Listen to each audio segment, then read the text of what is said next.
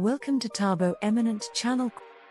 Cryptic clues of ancient sea monsters. This video will delve into the mysterious traces left behind by colossal creatures of the deep, exploring the historical accounts and scientific findings that hint at their existence.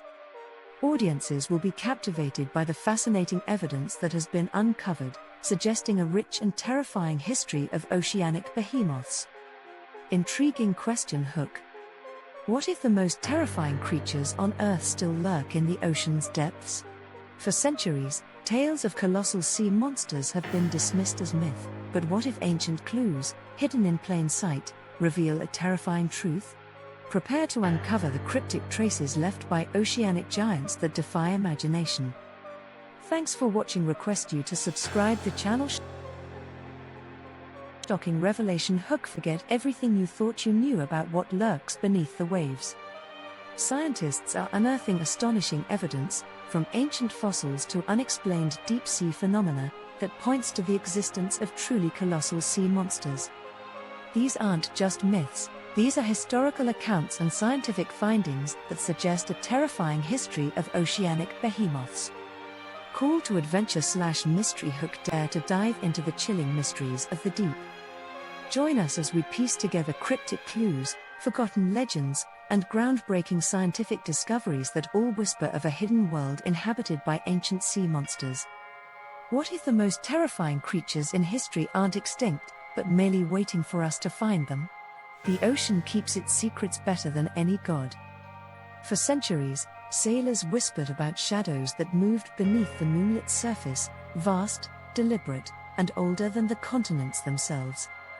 They called them monsters, but perhaps they were only relics of a time when the world was still half asleep, when the bones of creation had not yet settled into shape. The first clue came from a cliff in northern Scotland, where a fisherman found the vertebra of something too large for belief.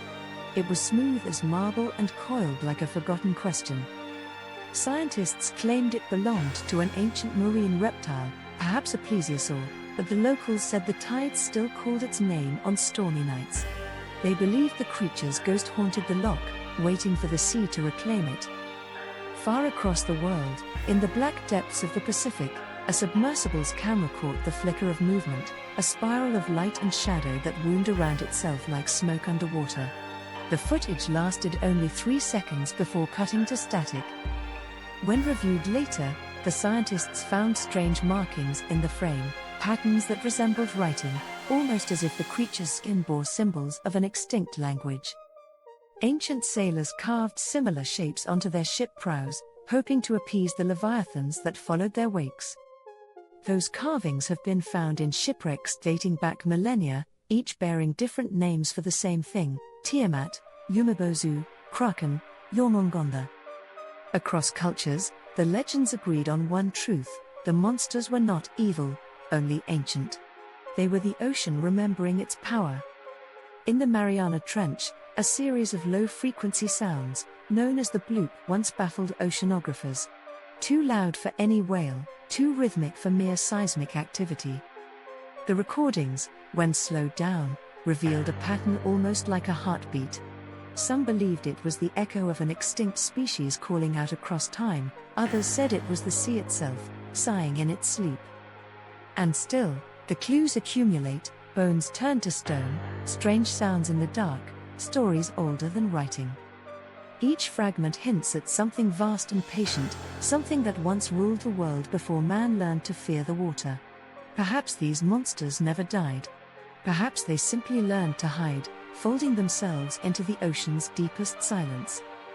The Deep Awakens. The expedition began with a whisper, a rumor carried through the oceanographic community like static before a storm. A deep-sea sensor array in the South Pacific had detected rhythmic vibrations unlike anything known, pulses that repeated every 20 hours, each one strong enough to tremble the seafloor for miles. At first, they thought it was tectonic activity, but the pattern was too deliberate, too alive. Dr. Elara Quinn, a marine paleobiologist obsessed with prehistoric life, was the first to notice that the intervals matched the metabolic rhythm of a cold-blooded creature. If that creature were the size of a city block. It's impossible, her colleague said. But Elara had learned long ago that the ocean didn't care what humans called impossible. Her team assembled aboard the research vessel Nereid, a ship equipped with sonar arrays, deep-diving drones, and a submersible named Calypso. They traced the signal to an isolated region of the Pacific, an area where shipping lanes avoided, and where compasses sometimes failed. Sailors called it the Silent Verge. The descent was slow, the light fading until the water turned to ink. At 6,000 meters, Calypso's lights caught the edge of something vast, a smooth curve that shimmered faintly, like polished obsidian. For a moment, it looked like a ridge of rock, until the ridge moved. Sonar readings erupted in chaos. The mass beneath them was larger than any biological record, its outline coiling in shapes that defied geometry. Then, through the blackness, a single luminous eye opened, enormous and ancient, reflecting Calypso's lights like a distant moon. The eye blinked once, and the ocean trembled. Back on the Nereid, alarms blared. Instruments overloaded. The vibrations pulsed again, louder, closer. Elara's voice shook as she radioed up, "It's responding to us." Then the transmission cut off, swallowed by static that sounded almost like breathing. For 3 hours, the crew waited, helpless, staring into the abyss below. Then Calypso resurfaced, its hull dented and scorched by some unknown force. Inside, the cameras were shattered. But one piece of data survived, a fragment of sonar imaging. Elara's notes grew frantic. "It's not one of them," she wrote. "It's the last. The memory carrier. The one that remembers the world before the flood."